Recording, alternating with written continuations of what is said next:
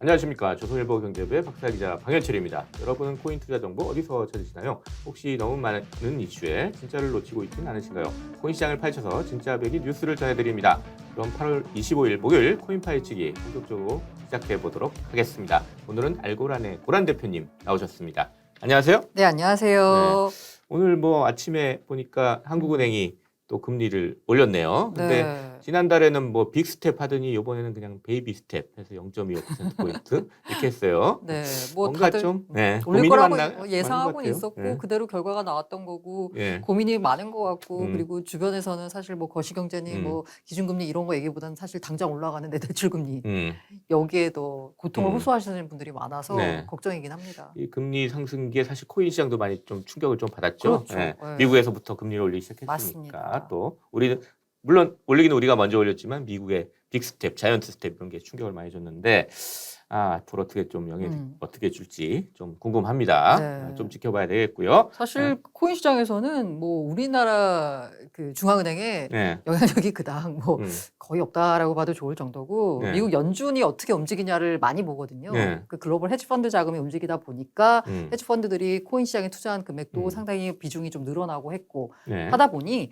사실 한국은행의 금리 인상보다는 잭슨 홀 미팅에 네. 더 관심이 많이 쏠리고 있습니다. 내일 밤에 이제 파월 의장이 이제 잭슨홀에서 이제 연설을 하죠. 네. 네. 그걸 무슨 얘기할까 이게 또 다 관심사입니다. 네. 한번 지켜보도록 하겠습니다. 오늘도 이제 코인 시장 세 가지 이슈를 좀 정리해 오셨죠? 네. 네. 어떤 첫 건지 번째 소개를 해주세요. 네, 이슈는 기재부 차관도 넘어왔다.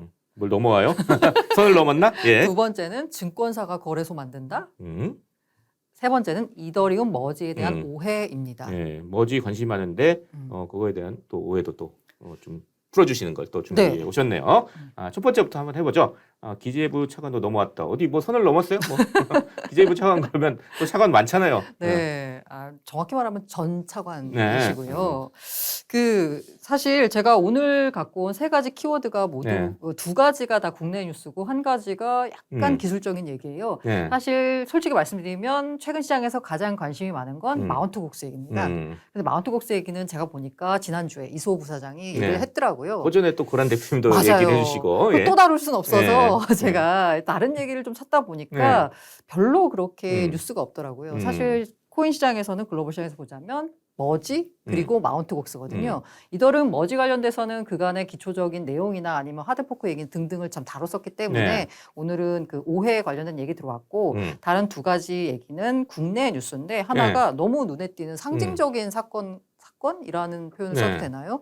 뉴스라서 제가 들고 와봤습니다. 물론 전 차관이신데요. 김용범 전 기획재정부 차관. 한때 전 정부 내에서 왕차관 뭐 이런 얘기까지 듣기도 했어요. 뭐 실세 차관이다 뭐 이런 얘기까지 듣기도 했는데 이분이 해시드 오픈 리서치 대표에 부임을 했습니다. 최근에. 해시드라는 데가 상당히 유명한 데죠. 사실은 맞아요. 블록체인 이 코인 업계에서. 여기에 계열사죠. 그러니까 오픈 리서치니까 뭐 연구하는 조직인 것 같아요. 맞습니다. 이게 뭐 아주 따끈따끈한 회사입니다. 지난 11일에 자본금 20억 원 규모로 설립된 블록체인 전문 투자사 해시드의 계열사입니다. 리서치 회사고요. 해시드라고 하니까 아마 많이들 들어보셨을 거예요. 뭐 한때 그 루나 사태가 터지기 전에는 루나 초기 투자로 해서 그 대표 및 여기 공동 창업자들이 보유하고 있는 루나 그 평가액이 4조 7천억. 네, 엄청나게 많았다. 김서준 대표. 맞아요. 업계 도는 소문으로는 무슨 뭐 삼성전자 이재용 부회장보다 부자다. 뭐 이런 얘기까지 돌고 막 그랬었거든요. 한국에서는 코인으로 가장 많은 돈을 번 분이다 이런 소문이 있는 분이죠. 김서준 대표가 설립한 해시드.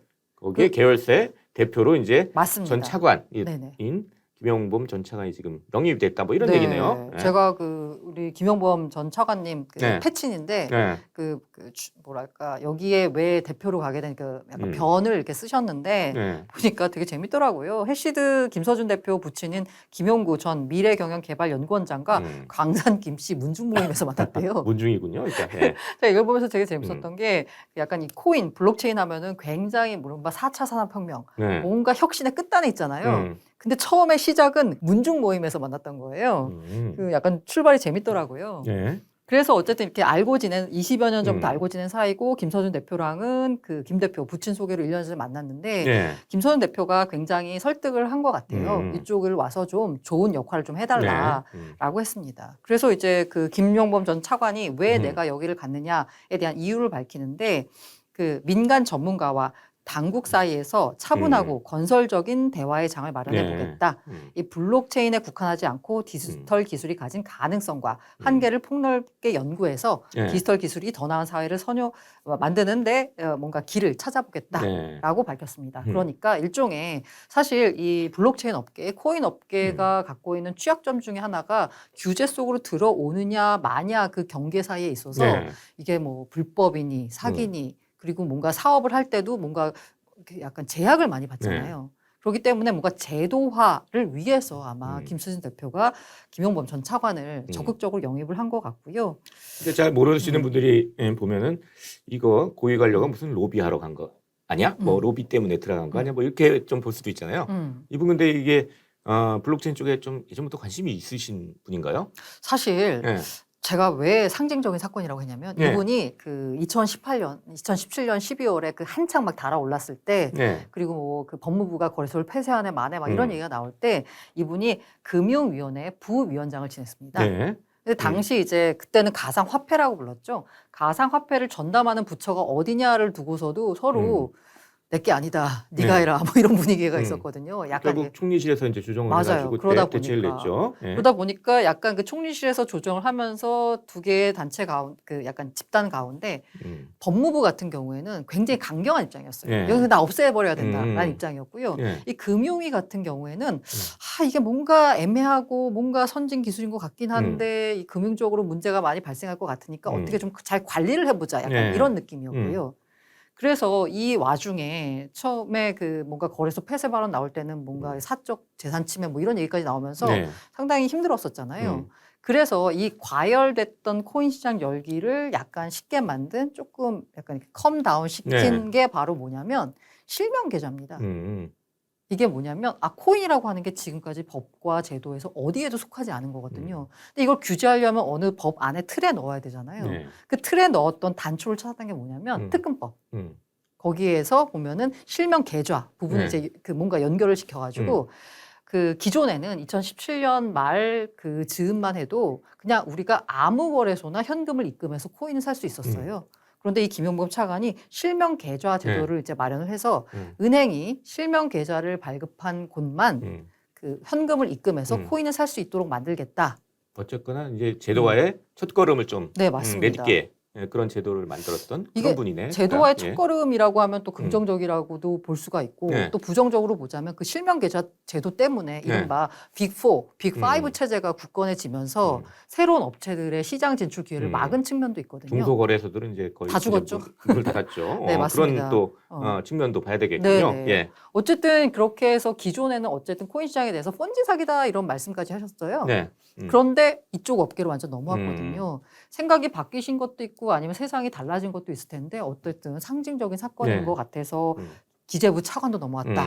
이렇게 제목을 달아봤는데 사실 국내에서 이 블록체인 코인 업계 쪽으로 좀 능력 있는 인재들이 좀 많이 들어가고 있잖아요. 특히 이제 이분 같은 경우에는 이제 해시드라는 투자 회사의 계열사로 들어온 건데 인재 블랙홀이라는 곳은 사실 코인 거래소입니다. 이 거래소들은 워낙 돈을 잘 벌기 때문에 자본력이 있기 때문에 굉장히 비싼 몸값을 주고 인재들을 영입하고 있습니다. 특히 최근에 약간 눈에 띄었던 게 빗썸 같은 경우에 5월에 경제연구소를 설립하면서 당시 금융위 사무관, 특히나 전자금융 핀테크 쪽, 그러니까 자기네 업무를 소관하던 그 이른바 전관을 소장으로 영입을 한 거예요. 그 밖에 이제 다른 곳에서도 이른바 이제 여의도 쪽이나 아니면 월가 쪽에서 이력을 쌓은 분들을 굉장히 높은 몸값을 주고 그 뭐 앞다퉈 영입을 하고 있고요. 고팍스 같은 경우에는 보니까 이제 그 증권사에서 파생 본부장, 파생 상품 본부장을 하던 전무급으로 이제 영입을 해가지고 뭔가 코인과 관련된 여러 가지 상품을 강화하기 위해서 또 영입을 했고요. 이런 식으로 지금 너도 나도 인재 블랙홀이라는 음. 말이 돌 정도로 열심히 사람들을 채용하고 있습니다. 네. 이게 우리뿐만이 아니라 해외는 더 마찬가지인데요. 그런 얘기 하잖아요. 아이비리그 나온 친구들이 월가로 안 가고 실리콘밸리로 온다라는 네. 게 약간 10년 전 트렌드였고 지금은 실리콘밸리가 아니고 다 크립토 쪽으로 넘어온다라는 얘기가 돌고 있거든요. 예. 그래서 그 약간 시장이 지금 뭔가 크립토 윈터다라고 해서 시장이 조금 힘든 상황이긴 한데 인재들이 넘어오는 그 분야는 발전할 수밖에 네. 없거든요. 이럴 때 준비를 하겠죠, 뭐. 그렇습니다. 예. 그래서 상징적인 사건이라서 한번 들고 와봤습니다. 예. 그래서 첫 번째 기재부 차관도 넘어왔다 얘기를 해봤고요. 두 번째는 증권사 거래소 만든다, 뭐 이런 얘기인데, 증권사 그러니까 코인 거래소 만든다, 뭐 이런 얘기죠. 그러니까. 네, 맞습니다. 예. 근데 어떤 얘기예요? 예. 주식시장에서 거래소라고 하면 우리나라 같은 경우에는 한국거래소, 네. KRX. KRX. 네, 예. 코리아. 부산에 본사가 있죠. 네, 그리고. 맞습니다. 예. 네. 여기 같은 경우에는 56년부터 거의 예. 70년 가까이 독점입니다. 그런데 저는 약간 제가 예전에 증권시장을 취재해 본 적도 있고 해서 이걸 저는 너무 당연하게 생각했어요. 하나밖에 없는 거 아니야? 그렇게 네. 생각할 수 있죠. 그런데 예. 이제 미국을 보면은 네. 우리가 알 수 있다시피 뉴욕 증권거래소도 있고요. 나스닥도 있고요. 네. 그다음에 골드만삭스도 거래소를 갖고 있습니다. 네. 네. 이런 조그만 거래소 많아요, 미국에. 맞아요. 예. 굉장히 많습니다. 그래서 이게 한국이니까 거래소가 주식시장에서 또 이게 뭔가 어색한데 미국은 많거든요. 예. 이게 바로 이제 미국에서 있는 게 이 대체 거래소라고 이제 부르는 건데 ATS 뭐 영어로 하자면 Alternative Trading System에서 다자간 매매 체결 회사라고 부르는 건데 네. 그냥 우리 용어로 이제 대체 거래소라고 부릅니다. 음. 그러니까 이제 미국에서는 아까 제가 말씀드린 대로 거래소가 굉장히 많다라고 했잖아요. 네. 그냥 증권사가 거래소를 갖고 있어요. 그러니까 국내에도 약간 이 ATS 시스템을 도입을 하자라고 해서 네. 굉장히 증권사를 중심으로 움직임이 이렇습니다. 음. 근데 이 ATS라고 하는 건 뭐냐면요. 거래소, 한국 거래소 굉장히 하는 일이 많아요. 상장 심사도 하고 네. 뭐 여러 가지 뭐 공시 규정도 하고 뭐 네. 하는 거 굉장히 많거든요. 네. 근데 이 아까 말씀드린 ATS, 요 작은 거래소들은 그야말로 거래만 중개합니다. 주로. 네네. 예. 아주 그런 게 이제 움직임이 좀 있다 이거죠. 네. 그래서 이 증권사들이 대체 거래소를 만들려는 움직임들이 계속 있어 왔어요. 이건 이제 기존부터 있었던 거기서 거고. 끝나는 게 아니라 코인 거래소까지 만든다. 뭐 이런 얘기들이 나온다는 거 아니에요, 지금? 라는 뉴스가 나왔습니다. 아, 뉴스가 나왔어요? 네. 확인된 건 아니고요? 네, 그러면? 월요일 날 네. 한 언론사가 내년 상반기에 국내 대형 증권사 7곳, 네. 미래에셋, 삼성, NH투자, 한국투자, KB키움, 신한금융투자. 네. 그러니까 정말 큰 금융사 네. 7곳이 모여가지고 가상자산 거래소 설립을 할 거다. 그래서 이걸 위해서 금융당국으로부터 예비 인가 및 법인 설립 신청에 나선다라고 보도를 한 거예요. 네. 7개의 증권사 이름이 나오고 예비인가 법인 완전히 구체적으로 진행이 되고 있는데 이런 보도가 나오려면 진짜 구체적인 뭔가 있어야지 보도가 나올 텐데. 네, 맞습니다. 그래서 와 이제 드디어 증권사들이 코인 거래소에 뛰어드는구나. 지금까지 코인 거래소라고 하는 곳들은 이른바 다 스타트업 쪽이었어요. 그렇죠. IT 쪽에서 나온. 예. 근데 이 IT 업 쪽에서 시작한 그 코인 거래소가 지금 어마어마하게 벌고 있거든요. 그러니까 증권사 입장에선 이른바 신사업, 신사업 쪽에 좀 진출해야 되는 거죠. 새로운 먹거리. 지금 증권사 수수료는 점점 뭔가 그 퍼센트가 낮아지고 있고, 그다음에 그 동학개미 때문에 좀 반짝했었는데 다시 또 어려워지는 상황에 직면했으니까 뭔가 새로운 먹거리를 발굴하는데 여기 코인이라는 게 있네. 라고 해서 당연히 진출할 거다라고 투자자들 봤는데 생각에서도 뭔가 증권사들이 좀 코인 거래소 만든다 맞아요. 그러면 약간 신뢰가 더 갈 것 같은 느낌도 있을 것 같아요. 그리고 그 이제 시쳇말로 이렇게 짬바라고 하잖아요. 지금까지 했었던 그 거래를 체결했던 수많은 역사가 있잖아요. 네. 코인도 사실 그 운용된 시스템을 보면 증권, 주식과 별다르지 않거든요. 그러니까 이제 증권사들은 야 우리가 하면 더 잘한다라는 거였어요. 근데 다만 지금까지 못했던 게 약간 정부 규제 눈치를 보기 때문인데 새 정부 들어서 뭐 제스처인지 모르겠지만 어쨌든간에 뭔가 코인 시장에 대해서 약간 긍정적인 입장을 좀 갖고 있긴 하잖아요. 이전 정부와는 다르게. 그래서 아마 내년 상반기에 본격적으로 코인 거래소를 만드나 보다라고 보도를 했는데 이게 또 아니래요? 예? 또 무근이가 등장했습니다. 무근이. 사실 무근이다? 또? 네, 사실 무근이다라고 얘기했어요.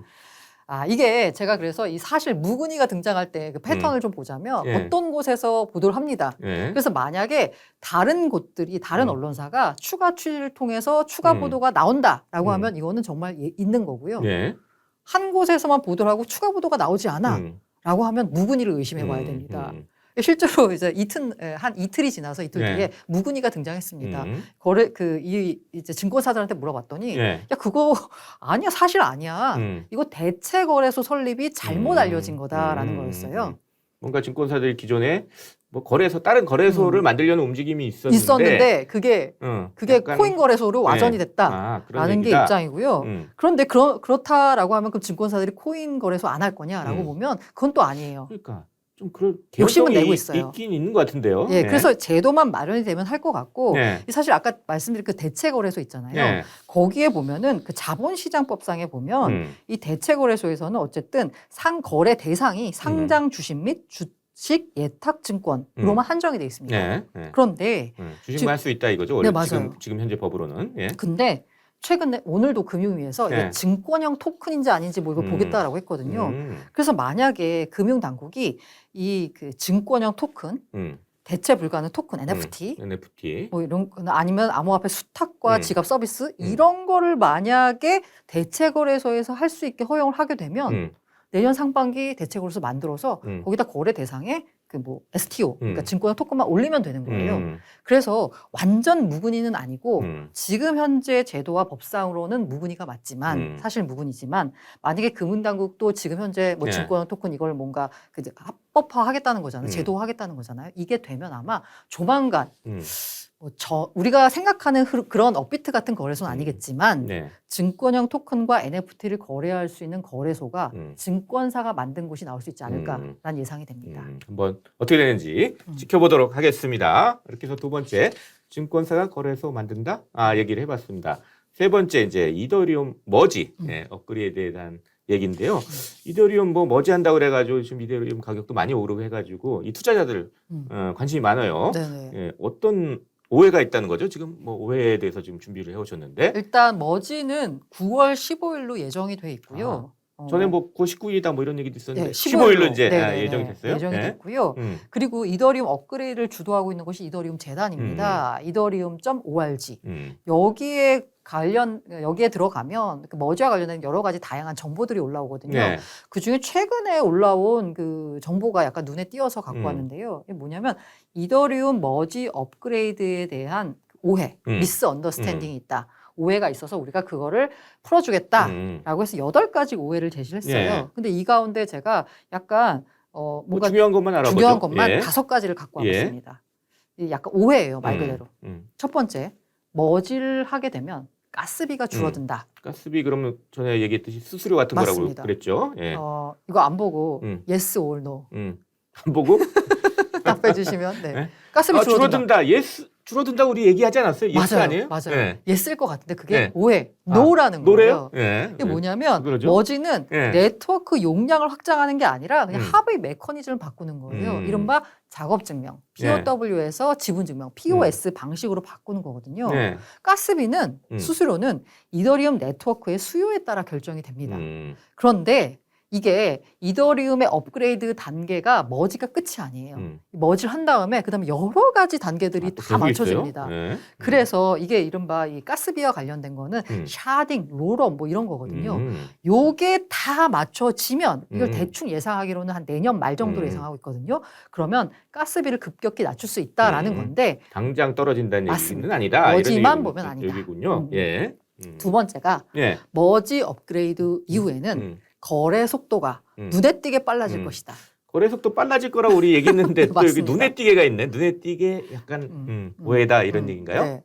역시 이것도 노입니다. 네. 네. 아까 말씀드린 대로 네. 이거는 그냥 합의 메커니즘 바꾸는 거거든요. 그래서 블록 생성이 POW 작업증명 방식보다 지분증명 POS 방식에서는 10% 빨라지긴 합니다. 빨라지긴 근데 빨라지는데 10%가 눈에 띄게 빨라지는 건 아니잖아요. 근데 아까 말씀드린 대로 이 네. 업그레이드가 쭉 이어진다라고 했죠. 다 끝나면 와 무려 초당 10만 개의 트랜잭션이 가능해집니다. 예상대로라면. 엄청 빨라진다. 다 이거 끝나면. 엄청나. 예. 이건 뭐 비자 뭐 이런 거에 비할 바가 아닌 거죠. 하지만 지금 머지만 놓고 보면 아니다. 그런 얘기군요. 네. 예. 세 번째, 머지 업그레이드 직후에 곧바로 스테이킹된 이더를 인출할 수 있다. 스테이킹이라는 건 이제 이자 받으려고 이제 맡기는 맡겨놓는 거죠. 예? 맡겨놓은 걸 바로 뺄 수 뺄 수 있느냐? 있다. 머지가 끝나면. 예. 뭐 지금까지 트렌드 보니까 아닐 것 같아. 네, 맞습니다. 예, 이게 아마 스테이킹 관련돼서 좀 낯설지 않으신 게요. 예. 업비트에서도 이 이더 이게 뭐 2.0 스테이킹 서비스를 내놨어요. 예. 그래서 한 연 이게 뭐 이자가 좀 달라지긴 한데 대충 뭐 4% 맡기면 이자를 준다라고 했는데 네. 거기에 약간 제가 이 서비스를 내놨을 때도 투자자분들한테 항상 말씀드린 게 있는데 그거 잘 보셔야 된다. 작은 글씨. 이게 머지 업그레이드가 끝날 때까지 못 뺀다라고 했어요. 근데 정확히 말하면 머지 업그레이드가 끝나서 그래서 9월 15일 이후에는 뺄 수 있느냐는 아니고요. 돈을 빼려면 다음번 업그레이드인 상하이 업그레이드가 맞춰져야 됩니다. 예. 업그레이드 되게 많이 있다. 그 상하이 업그레이드가 한 6에서 한 12개월 정도 더 걸리는 거거든요. 그러니까 그때까지 더 묶여 있는다라고 볼 수 있고요. 네. 네 번째가 인출이 활성화되면 스테이커는 모두 한 번에 종료된다. 그러니까 내가 맡겼잖아요. 네. 그러면 이제 뺄 수 있어. 할 수 있어. 있을 때 내가 이거를 그러면은 막 10만 개가 여기 스테이킹이 돼 있다 치면은 10만 명이 와서 이걸 다 갈 수 있냐? 가 안 돼요. 한꺼번에 뭐 그건 안 될 것 같아. 뭔가 딱 봐도 야, 만약에 이제 100만 개가 갑자기 사람들 와서 100만 개를 다 인출해 버리면 뭔가 문제가 생길 거 아니에요. 그래서 이걸 이제 뭔가 프로토콜로 만들어 놨다라고 그래도 합니다. 순차적으로 하겠죠. 뭐. 네, 맞아요. 그건 상식적으로 생각할 때도 뭔가 순차적으로 해줄 것 같아요. 그래서 6.4분마다 하루에 그러니까 1,350개 또는 1,000만 개 이상의 이더 스테이킹 중 하루에 한 43,200개 이더만 종료 가능한 이렇게 약간 순차적으로 빼도록 설계를 해놨습니다. 근데 아마 물량이 그렇게 많지 않으신 분들은 바로 뺄 수 있을 거예요. 다만 진짜 고래분들 이런 분들은 이제 한 번에 못 빼는 거고요. 다섯 번째가 가장 큰 오해이기도 한데 스테이킹 연간 이율은 업그레이드 후 3배가 될 것이다. 그러니까 지금 제가 한 4% 한 4% 이게 처음엔 한 출발할 때 20%인데 점점 떨어졌어요. 왜냐하면 어차피 나오는 보상은 똑같은데 스테이킹한 사람들끼리 나눠 갖는 구조이기 때문에. 그런데 이제 야 그러면은 이게 업그레이드 하게 되면 채굴자들한테 주던 보상이 이 스테이킹한 사람들한테 가니까 이거 엄청 많이 늘어나는 거 아니야라고 생각해서 막 2~3배 될 거야, 3배 될 거야 막 이런 게 나왔는데 아닙니다. 최신 분석을 해보니까 머지 업그레이드 후에 연간 이율은 한 50% 정도 증가에 머물 것이다라고 했어요. 그게 연간 이율 증가가 채굴자가 아닌 검증인에게 가기 시작하는 거래 수수료의 제할당. 그러니까 옛날에 채굴자에 가던 물량을 빼서 이쪽으로 이제 검증인한테 주는 건데 이미 EIP 1559라고 해가지고 채굴자에게 주던 보상 자체를 이미 줄여놨어요. 근데 거기서 조금 빼가지고 다시 주는 거기 때문에 그렇게 많이 늘어나지 않는다. 여러 가지 시장의 오해들이 있는데 그거는 아닌 게 맞네요. 네. 예, 그렇게 해서 이더리움 재단이 밝힌 이더리움 머지 업그레이드에 대한 오해 여기까지 얘기를 해봤습니다. 이렇게 해서 이제 마칠 시간이 거의 다 됐는데요. 저희 이제 마무리 좀 하죠. 예.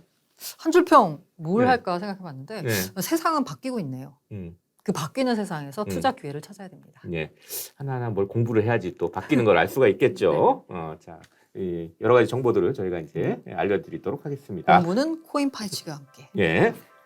이제 8월 25일 목요일 코인파이치기 마칠 시간입니다. 유튜브 조선일보 머니 채널에서는 매주 목요일 코인 시장의 이슈를 생생하게 전달합니다. 구독은 물론 알림 설정까지 해두셔서 알찬 정보들 놓치지 마시기 바랍니다. 지금까지 코인 시장 이슈를 생생하게 전달하는 코인파이치기 함께해 주신 알고란의 고란 대표님 그리고 저는 조선일보 경제부의 박사기자 방현진이었습니다. 그럼 다음 시간에 또 뵙도록 하겠습니다. 감사합니다.